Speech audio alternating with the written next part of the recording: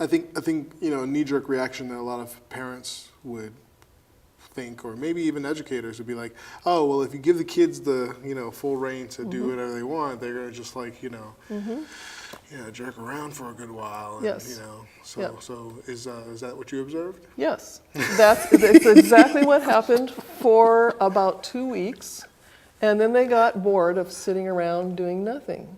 Huh. And they said, well, I'd like to learn about, and also the materials we had were all hands-on, very concrete, colorful, attractive. So the kids would go over and pick this up and say, can I do this puzzle? Is it okay if I play that chess game? Would you play with me? And we said, well, you can do that. We'd love to show you, but first you have to do step 1, because that's step 2. Can I show you step 1? And they go, okay, because they wanted to get to that. So the materials themselves were all sitting out on shelves. Nothing was in the teacher's cabinet. It was all out, and it was all very attractive. So they were pulled to learn that. And then once they had learned it, they were excited about teaching it. So yeah, we had a couple weeks of complete chaos. And we also had a morning circle where we taught the kids how to consult. And they would consult about everything. Every morning we had a morning circle. It was consultation, and they were in charge of the topics.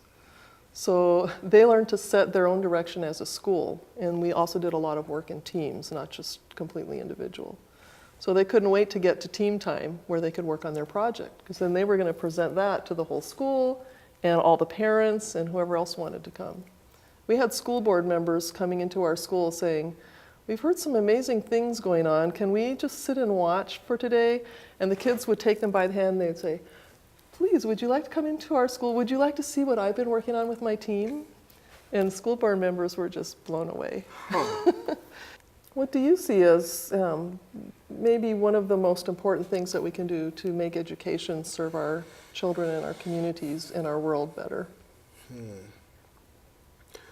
Well, I think one of the largest motifs for me is listening. I think that if there was a quality that I find young people, generally speaking, having a particular lack in, is the ability to feel listened to, and in turn to listen. And I mean, sometimes people we'll talk about kids, oh, they just don't listen.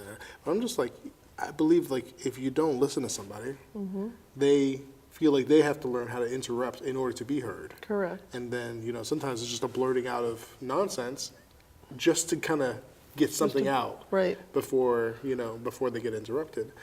And so I think that's one of the most, that's one of those very striking things that I noticed, that a lot of kids struggle with being listened to and listening. And then that impedes a lot of things regarding consultation. Correct. Regarding, a number of, higher level function things that, you then can get to if the person's just able to ingest ingest knowledge. And then, so that's probably one of those things that I'd like to see more attention being offered to younger people, because older people have a lot harder time doing it if they didn't learn it younger. Exactly.